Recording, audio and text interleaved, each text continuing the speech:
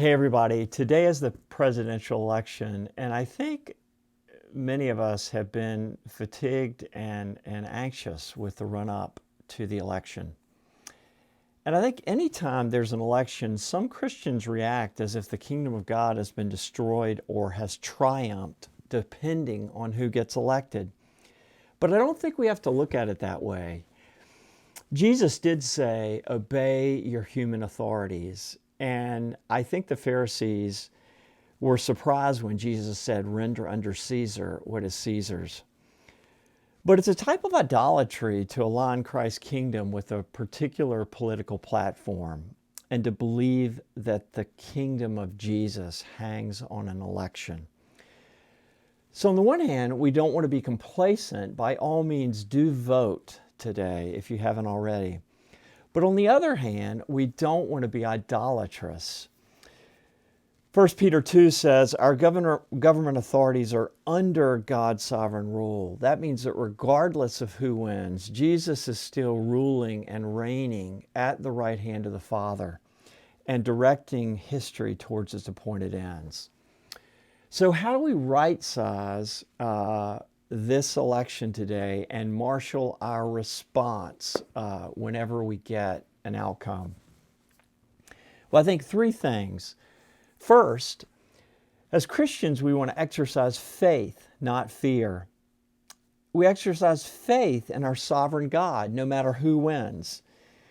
This means we are the people who can absorb the results of the election in faith and not be overly reactive and fearful.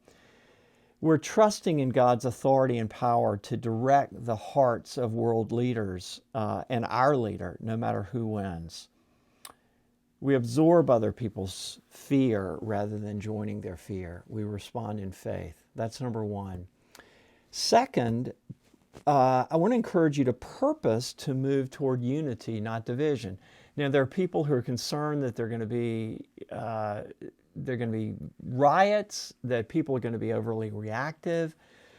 But we as a people need to move toward unity and healing. We want to be among those for whom cooler heads prevail. Well, third and lastly, pray. Pray today for how people vote, and pray for our nation and for healing regardless of who wins. 2 Chronicles 7:14 says this, if my people who are called by my name will humble themselves and pray and seek my face and turn from their wicked ways, then I will hear from heaven and I will forgive their sin and will heal their land. One last thing.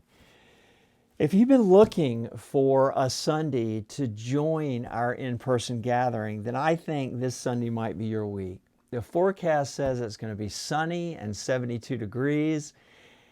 And also, the deacons are preparing for us an all-church lunch after the service. They've ordered a whole bunch of lunches from Jason's Deli, and there's one for you. And so you can stay and have lunch at one of the picnic tables in the sunshine and catch up with somebody that perhaps you haven't seen in a while. So it should be a great day, and I hope to see you there. Thanks, everybody.